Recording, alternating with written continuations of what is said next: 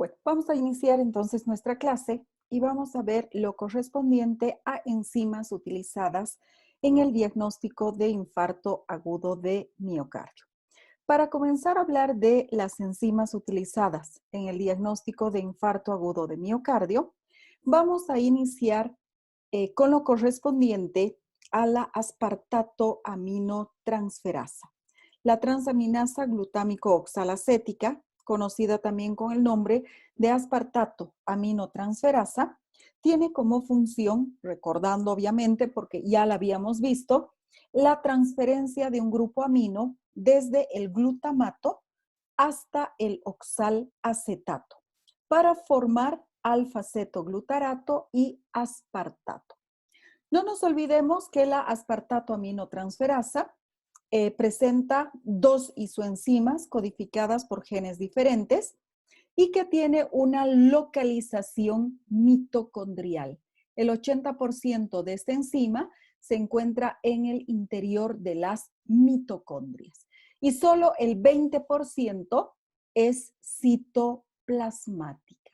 Entonces, son dos características muy importantes que no podemos olvidarlas.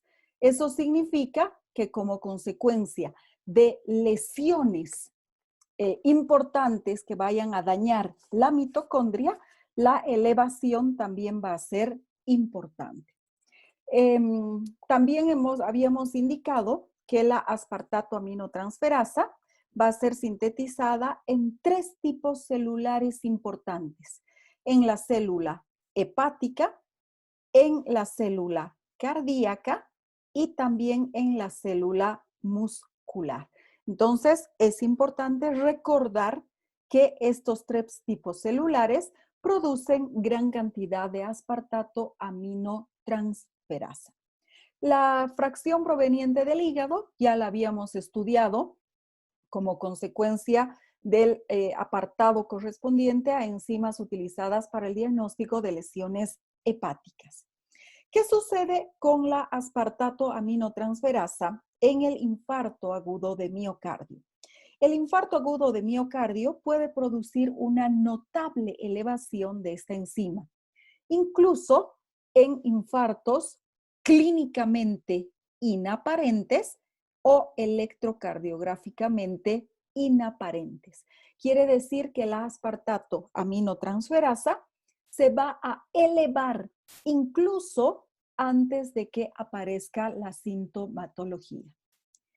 En el caso de la actividad de la alaninoaminotransferasa, es decir, de su hermanita, si se trata de un infarto agudo de miocardio, los valores se van a encontrar dentro de la normalidad.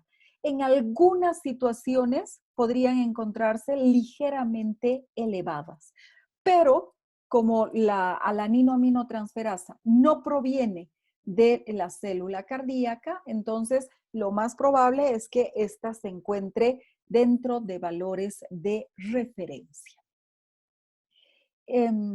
Otras situaciones que también pueden provocar un aumento del aspartato aminotransferasa es la administración de ciertos medicamentos, como por ejemplo la administración de morfina, que es el principal ejemplo de medicamentos que se conocen con el nombre de opiáceos, puede provocar la elevación de la aspartato aminotransferasa. Algunos antibióticos, los antiepilépticos o un grupo de medicamentos conocidos con el nombre de estatinas, que ya habíamos indicado que sirven para disminuir los niveles de colesterol circulante, entonces pueden provocar un aumento de las aminotransferasas, de las transaminasas. Entonces, la aspartato aminotransferasa es la principal o la primera enzima utilizada para el diagnóstico de infarto agudo de miocardio. ¿Cuáles son las siguientes enzimas? Vamos a ver la lactato deshidrogenasa, conocida también con el nombre de LDH. La lactato deshidrogenasa es una enzima que va a catalizar la oxidación reversible del lactato a piruvato en presencia de una coenzima que recibe el nombre de dinucleótido de adenina y nicotinamida, es decir, en presencia de NAD. A pH alcalino se va a producir el paso del lactato a piruvato, mientras que a pH ácido o neutro, más bien se favorece la reacción reversible, es decir, el paso de piruvato a lactato. La lactato deshidrogenasa es una enzima de elevado peso molecular, tiene una estructura tetramérica y se encuentra formada por dos tipos de cadenas, codificadas cada una de ellas por genes diferentes. Estas cadenas se las conoce con el nombre de cadena H. Vamos a tener una cadena H y vamos a tener una cadena M.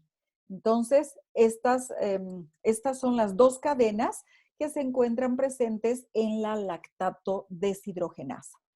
Al ir combinando estas dos cadenas, vamos a tener 5 isoenzimas y se las numera como LDH1, LDH2, 3, 4 y 5.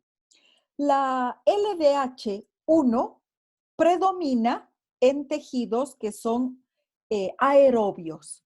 Por ejemplo, es la que predomina en las células cardíacas. Y se caracteriza por ser termoestable. Mientras que la lactato deshidrogenasa 5 más bien predomina en tejidos anaerobios, como por ejemplo los eritrocitos. También se encuentra presente en el músculo esquelético. La lactato deshidrogenasa se encuentra en el citoplasma prácticamente de todas las células de nuestro organismo. La concentración de lactato deshidrogenasa dentro de las células es aproximadamente 500 veces superior a la concentración de lactato deshidrogenasa presente en el plasma sanguíneo. Debido a esta amplia distribución prácticamente en todas las células, es inespecífica de órgano o de tejido. Quiere decir que es una enzima poco específica. Se encuentra presente en la musculatura esquelética, en el hígado, en el corazón, el páncreas, el vaso, el cerebro, los eritrocitos. Aquí falta, por ejemplo, el riñón también se encuentra en las células renales. La liberación de esta enzima es una enzima citoplasmática. Se produce como consecuencia de un aumento en la permeabilidad celular, justamente debido a que es una enzima citoplasmática. Entonces, ya un aumento en la permeabilidad celular, pues obviamente va a producir su liberación. También al ser citoplasmática, obviamente si se produce lisis, también se va a producir su liberación. Estas alteraciones obviamente van a ser en respuesta a la lesión que se vaya a producir. Como consecuencia de que la lactato deshidrogenasa también proviene del hígado, aquí está que la lactato deshidrogenasa, una fracción, proviene del hígado, entonces va a encontrarse elevada en las hepatitis agudas. ¿Qué tipo de hepatitis agudas? Hepatitis agudas pueden ser virales o pueden ser hepatitis agudas tóxicas como consecuencia de algún medicamento o la administración de algún tóxico que vaya a lesionar, como el alcohol, que vaya a lesionar el hígado. También se encuentra elevada en lesiones producidas a nivel de los eritrocitos. Y dentro de las lesiones eritrocitarias destacan, por ejemplo, las anemias hemolíticas. Si se produce hemólisis, si se produce la destrucción del eritrocito, obviamente se va a producir una elevación importante en los niveles de lactato deshidrogenasa. También como consecuencia de alteraciones por deficiencia de vitamina B9, ácido fólico, o como consecuencia de la deficiencia de vitamina B12, cianocobalamina, también se va a producir una elevación importante del lactato deshidrogenasa. En el infarto agudo de miocardio, también se va a producir, obviamente, la elevación del lactato deshidrogenasa, así como en el infarto pulmonar. Y al infarto pulmonar lo vamos a poner con rojo. ¿Por qué? Porque la lactato deshidrogenasa es muy importante para hacer un diagnóstico diferencial entre el infarto agudo de miocardio y el infarto pulmonar. Obviamente, la lactato deshidrogenasa va a estar elevada en ambas situaciones, pero como vamos a ver, o como ya hemos visto, la transaminasa glutámico oxalacética no se encuentra elevada en el caso de infarto pulmonar, sí en el caso de infarto agudo de miocardio. Entonces, si nosotros tenemos elevación de lactato deshidrogenasa con valores de referencia o dentro de valores de referencia de aspartato aminotransferasa o transaminasa glutámico oxalacética y las otras enzimas que vamos a ver que también son empleadas para el diagnóstico de lesiones cardíacas, entonces vamos a estar frente a un infarto pulmonar. Elevación solo del lactato deshidrogenasa con el resto de las enzimas cardíacas dentro de valores de referencia. Bueno, ¿qué sucede con la lactato deshidrogenasa en el infarto agudo de miocardio? La lactato deshidrogenasa comienza a elevarse después de las 12 horas del inicio de la sintomatología. Se eleva prácticamente entre las 12 y las 24 horas luego del infarto. Ustedes se estarán preguntando, ¿y tanto tiempo tenemos que esperar para que se eleve la lactato deshidrogenasa después de un infarto? ¿No se supone que el infarto agudo de miocardio debe ser tratado inmediatamente? Porque si no, el paciente va a tener graves consecuencias, incluso puede perder la vida. Sí, efectivamente.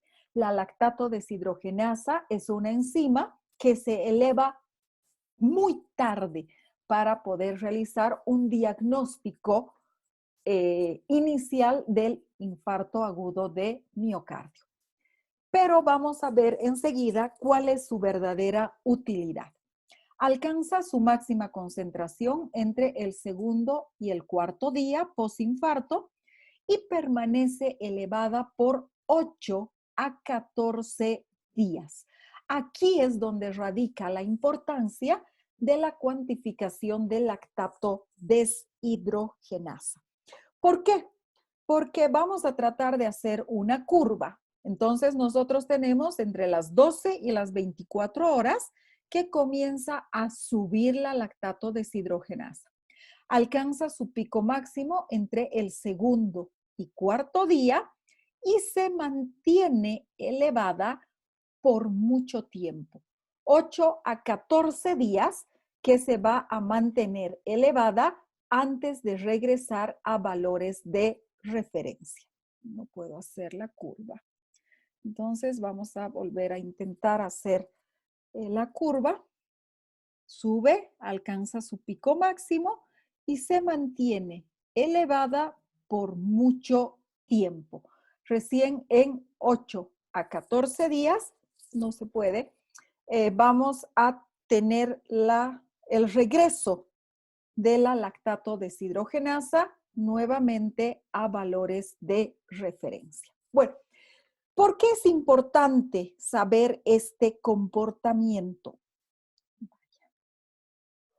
Es importante debido a que se quede, ya no importa.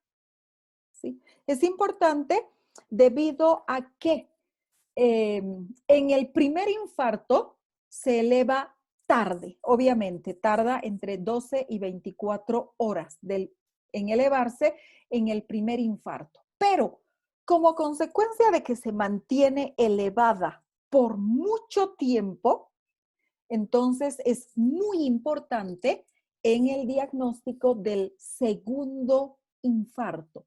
¿Por qué?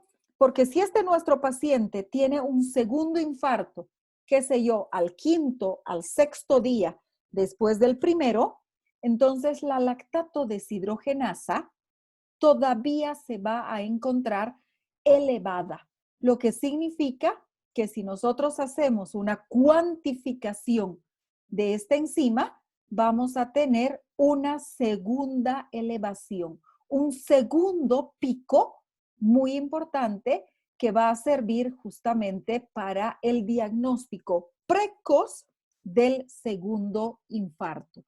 Si se encuentra elevada, de aquí es muy facilito que nuevamente vuelva a elevarse y nosotros tengamos un segundo pico. Ya no tenemos que esperar que la lactato deshidrogenasa tarde entre 12 y 24 horas, como sucedía en el primer infarto. En el segundo infarto, fácilmente va a elevarse rápidamente.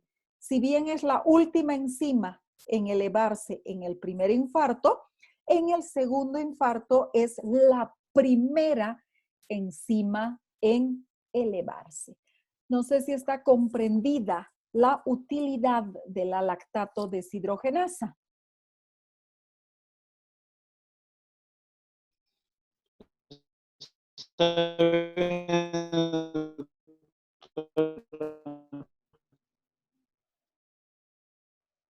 Sí, por favor, no sé quién estaba queriendo participar. No he podido comprender su participación, por favor. Si podrían repetir la pregunta. Doctora, creo que le había dicho que estaba bien. Perfecto, muy bien. Entonces, la importancia de la lactato deshidrogenasa es justamente para el diagnóstico del segundo infarto, del reinfarto. No nos olvidemos que la mayor parte de los pacientes sale sin ningún problema del segundo, o perdón, del primero, y el segundo es mortal. Lo que tenemos aquí abajo ya es lo que habíamos indicado, que puede observarse un gran aumento en las anemias con deficiencia de vitamina B12 y ácido fólico, en el infarto pulmonar, en las leucemias agudas y como consecuencia de grandes traumatismos. ¿Por qué? Porque sabemos que una fracción de lactato deshidrogenasa también proviene de la musculatura esquelética. Bueno, otra enzima, la creatinfosfoquinasa. La creatinfosfoquinasa, llamada también creatinquinasa, se la puede abreviar como CPK, que sería creatinfosfoquinasa, o simplemente como CK, que sería creatinquinasa. Es una enzima citosólica, es decir, que se encuentra en el citoplasma, pero que se encuentra asociada a las estructuras miofibrilares.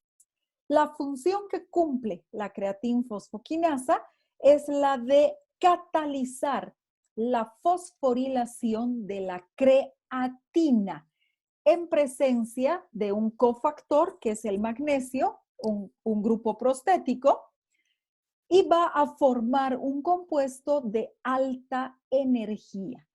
Este compuesto de alta energía es muy importante en la contracción muscular. ¿Cómo se llama este compuesto de alta energía? Este compuesto recibe el nombre de creatina fosfato. Entonces, la creatina fosfato es el compuesto de alta energía que va a formarse como consecuencia de la acción de la creatina fosfoquinasa. La creatina fosfato o fosfato de creatina también se llama, es el principal compuesto fosforilado que se encuentra en el músculo y contribuye a convertirse en un depósito de fosfatos. Y ustedes saben que para la contracción muscular nosotros necesitamos fosfatos. ¿Quién actúa en la contracción muscular? En la contracción muscular actúa el ATP. Y como consecuencia de la contracción muscular, este ATP se va a convertir en ADP. Perdón. Entonces el ATP se va a convertir en ADP. ¿Por qué? Porque el músculo necesita energía para poder contraerse. Y el ADP tiene que regenerarnos ATP para que se produzca otro ciclo de contracción muscular. ¿Y de dónde sacamos este fosfato? Sacamos justamente del fosfato de creatina. De aquí vamos a obtener el grupo fosfato, que va a ser el que nuevamente regenere el ATP y se produzca un nuevo ciclo muscular, una nueva contracción muscular. Entonces, la creatina fosfato es el principal compuesto fosforilado presente en el músculo y contribuye a un depósito de energía. Cuando el músculo se contrae, consume el ATP, este se convierte en ADP y para que se produzca una nueva contracción muscular, el ADP tiene que regenerar ATP. ¿De dónde saca el fosfato? Del fosfato de creatina. Todo esto vamos a ver en el siguiente tema, ya con lujo de detalles, que corresponde justamente al inicio de la bioenergética y es el ciclo del ATP.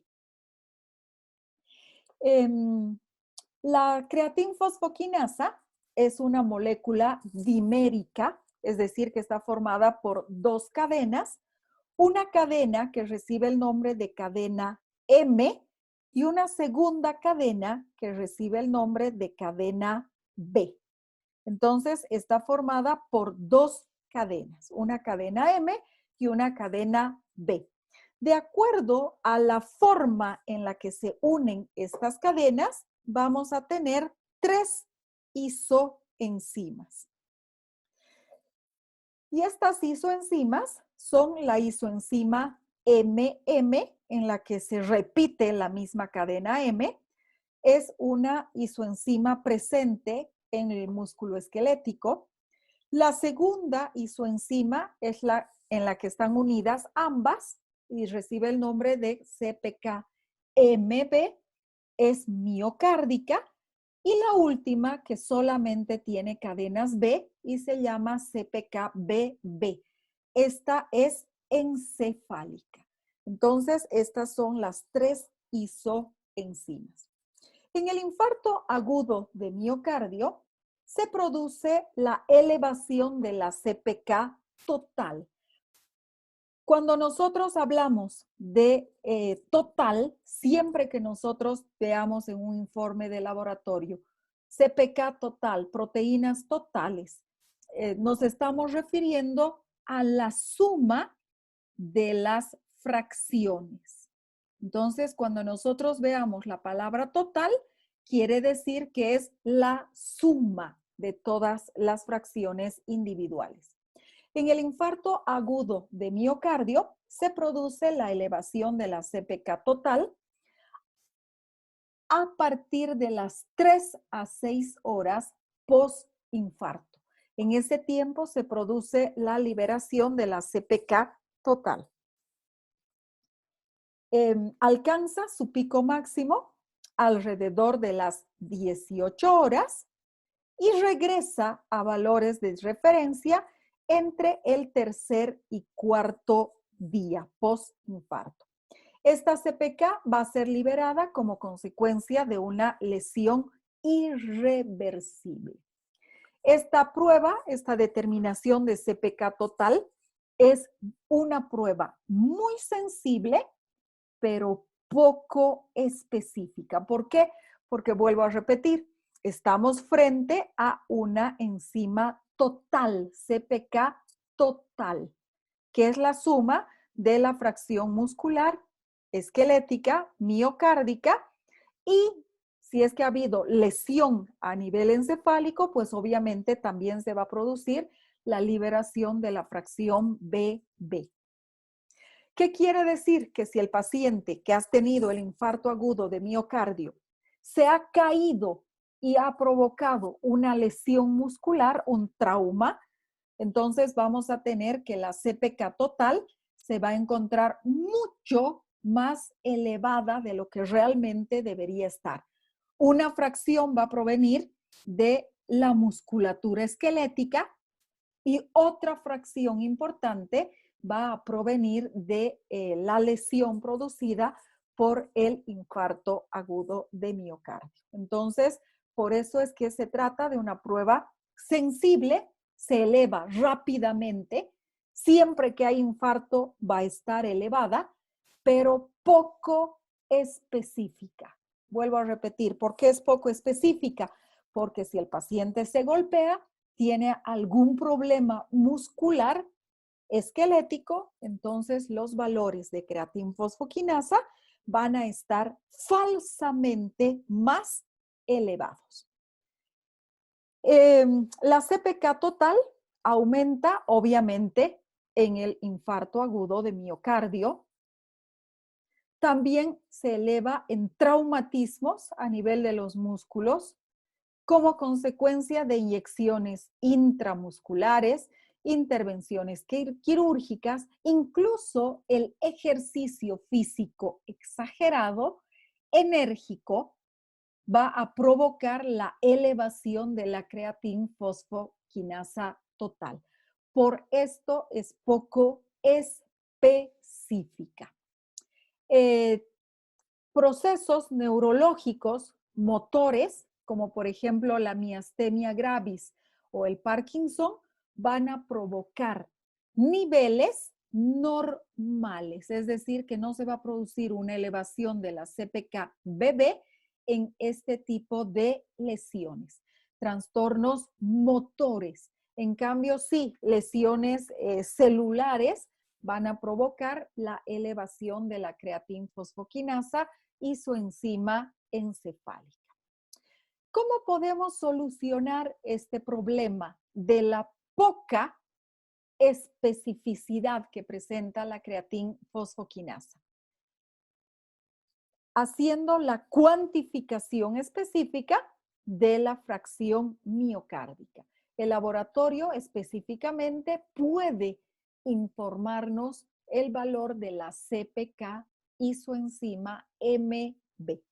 La fracción miocárdica comienza a elevarse de manera notable en el infarto agudo de miocardio. La elevación es progresiva al tamaño de la lesión y también a la evolución clínica. ¿Qué quiere decir? Quiere decir que si la lesión cardíaca es grande, entonces vamos a tener una elevación importante en los niveles de CPK. Y una vez que el paciente esté en tratamiento y evoluciona favorablemente, los valores van a regresar a la normalidad. En caso de que la evolución clínica no sea favorable, obviamente los niveles de creatinfosfoquinasa van a seguir aumentando aún más. Otra utilidad de la creatinfosfoquinasa y su enzima MB es para documentar la respuesta a la terapia trombolítica. Nosotros sabemos que en el infarto agudo de miocardio lo que se va a producir es una obstrucción de una de las arterias que irriga el corazón. Entonces, no vamos a entrar en detalles de qué es la reperfusión, pero porque ustedes tienen una asignatura que se llama cardiología, pero en pocas palabras, la reperfusión es una técnica a través de la cual vamos a tratar de desbloquear, de provocar la lisis del trombo que está obstruyendo la irrigación a esa zona del corazón. Entonces, en este caso, en el caso en el que la terapia haya sido efectiva y se haya logrado desbloquear esta zona cardíaca sin irrigación, entonces vamos a tener un aumento muy importante en los niveles de creatinfosfoquinasa y su enzima MB.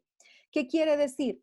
Vamos a ver si puedo hacer la curva, que si nosotros tenemos o tendríamos no es fisiológicamente, en el caso de que no se produzca la reperfusión, una curva de estas características, si en este paciente la reperfusión es efectiva, entonces vamos a tener un nuevo pico. Es decir, que nuevamente la CPK se va a elevar como consecuencia justamente de la reperfusión, de la terapia trombolítica. Si la reperfusión no ha sido efectiva, entonces obviamente los niveles de CPK-MB van a alcanzar su máximo y van a comenzar a disminuir entre las 24 y las 72 horas. Pero en el caso de que la reperfusión haya sido exitosa, vamos a tener un nuevo pico.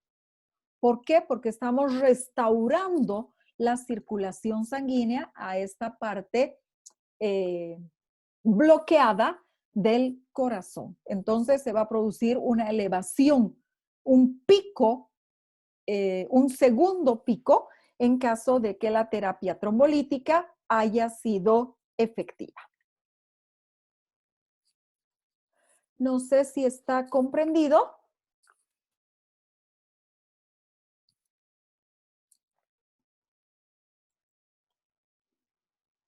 Sí, doctora, está todo claro. Perfecto. Con eso habríamos concluido lo correspondiente a las enzimas utilizadas para el diagnóstico de infarto agudo de miocardio. Ahora vamos a hablar de una enzima más que no entra dentro de ninguna de las clasificaciones anteriores. Se trata de la fosfatasa ácida. Las fosfatasas ácidas son un grupo de fosfatasas que tienen una actividad a pH ácido, a diferencia de la fosfatasa alcalina, que tiene más bien una actividad a pH alcalino. Las fosfatasas ácidas se encuentran ampliamente distribuidas, se pueden encontrar principalmente en el hígado, posiblemente también en el vaso, pero se ha comprobado que se encuentran presentes en los eritrocitos, en los leucocitos, en las plaquetas, de manera general en todos los elementos formes de la sangre. También se encuentra presente en la próstata, en los testículos, en el riñón, el pulmón y el hueso. La isoenzima, la fosfatasa ácida presenta varias isoenzimas, pero solamente una de ellas tiene especificidad. Y esta isoenzima recibe el nombre de fosfatasa ácida prostática. La que proviene de la próstata es la única que tiene especificidad de órgano y de tejido. Es la que proviene de la próstata. La fosfatasa ácida prostática fisiológicamente se produce en cantidades mínimas, en cantidades muy pequeñas, y se elimina juntamente con el semen y la orina en pacientes varones, obviamente. La fosfatasa ácida prostática, entonces, se elimina fisiológicamente en cantidades muy pequeñitas juntamente con el semen y la orina. La fosfatasa ácida prostática se encuentra elevada en el carcinoma de próstata y la elevación es directamente proporcional al tamaño de la masa tumoral. Es decir, que si la masa tumoral es muy grande, la elevación de fosfatasa ácida prostática también va a ser importante. Pero si la masa tumoral es pequeña, entonces la elevación de fosfatasa ácida prostática también va a ser pequeña. No nos olvidemos que al tratarse de un proceso neoplásico, como consecuencia de la multiplicación exagerada de células, los valores de fosfatasa ácida van a elevarse.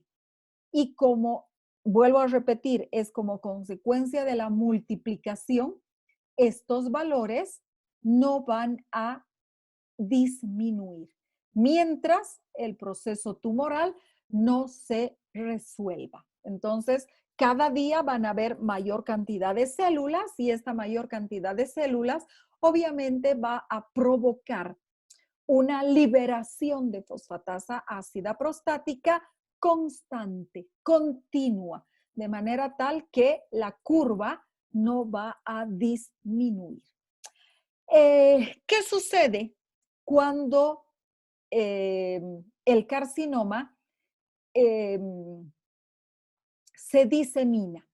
¿Qué quiere decir? Que este carcinoma tiene metástasis, ha alcanzado otro tipo de célula, se ha escapado una célula tumoral confinada a la próstata, se ha escapado vía circulación sanguínea y ha ido a anidarse en otro órgano.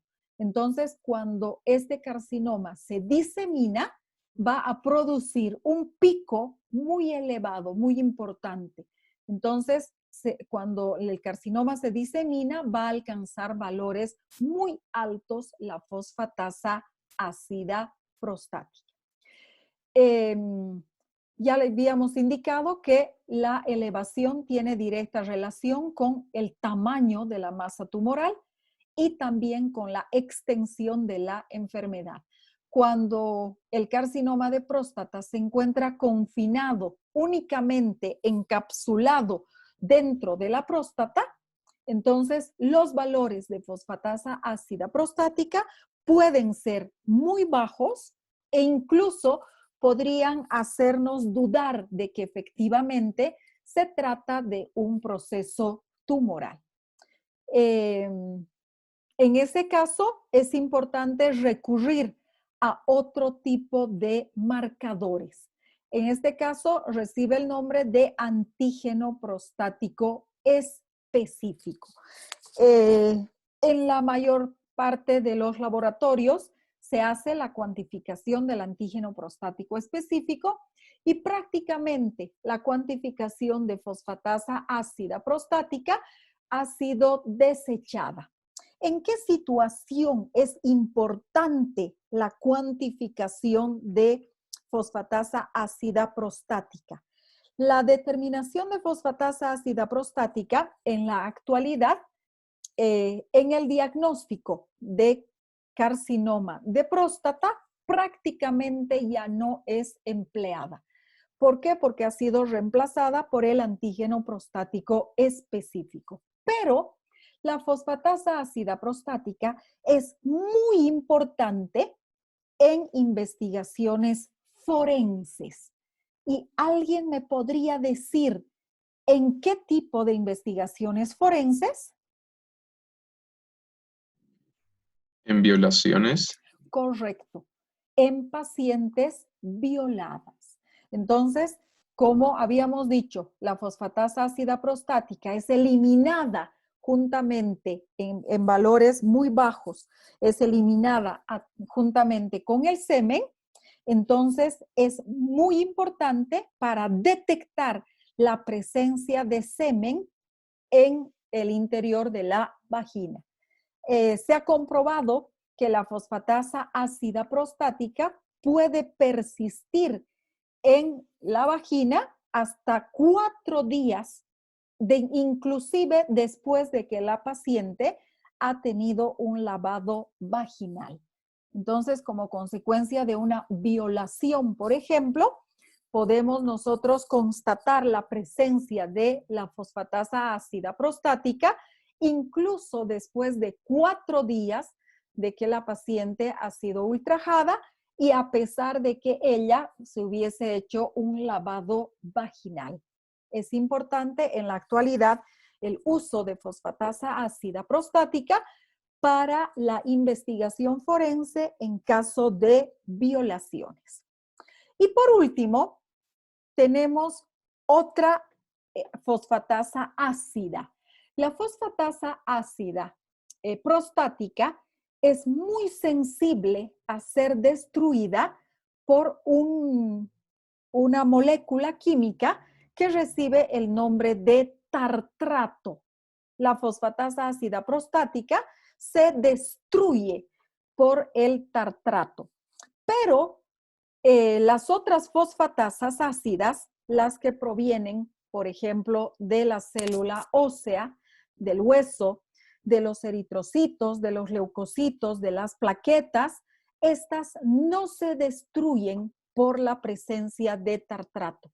De ahí que reciben el nombre de fosfatasas ácidas tartrato resistentes. Solo la isoenzima prostática se destruye con el tartrato. El resto de las enzimas, de las fosfatasas ácidas, son tartrato resistentes.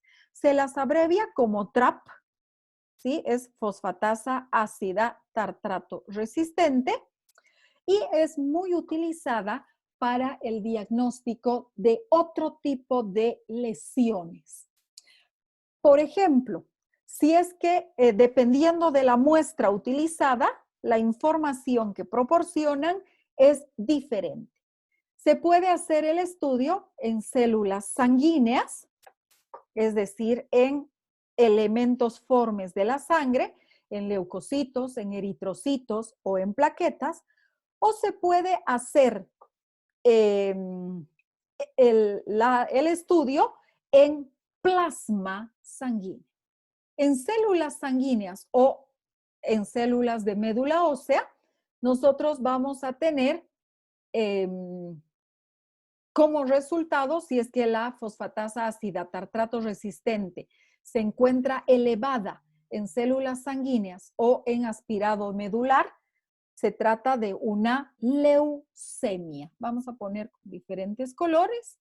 Entonces, en células sanguíneas o en médula ósea, permiten el diagnóstico de leucemias. Mientras que un valor elevado en plasma, cuando la muestra es plasma, es signo de descomposición ósea. Es decir, en la enfermedad de Paget, en la osteoporosis, en las metástasis óseas. Pero no nos olvidemos que la fosfatasa ácida tartrato resistente va a ser elevada en suero, obviamente, va a estar también elevada cuando aumente la actividad osteoclástica, ya sea en condiciones fisiológicas, como sucede durante el crecimiento, o como consecuencia de alteraciones patológicas. En este caso estaría obviamente la enfermedad de Paget, la osteoporosis, las metástasis óseas. No sé si tienen alguna pregunta. No, doctora, todo está claro. Muy bien. Entonces, si todo está claro, para el próximo día lunes tenemos un nuevo capítulo. A partir del próximo lunes vamos a iniciar otro capítulo. Con esto habríamos concluido todo lo que son proteínas y enzimas. Y vamos a comenzar con bioenergética. Y vamos a comenzar con el ciclo del adenosin trifosfato.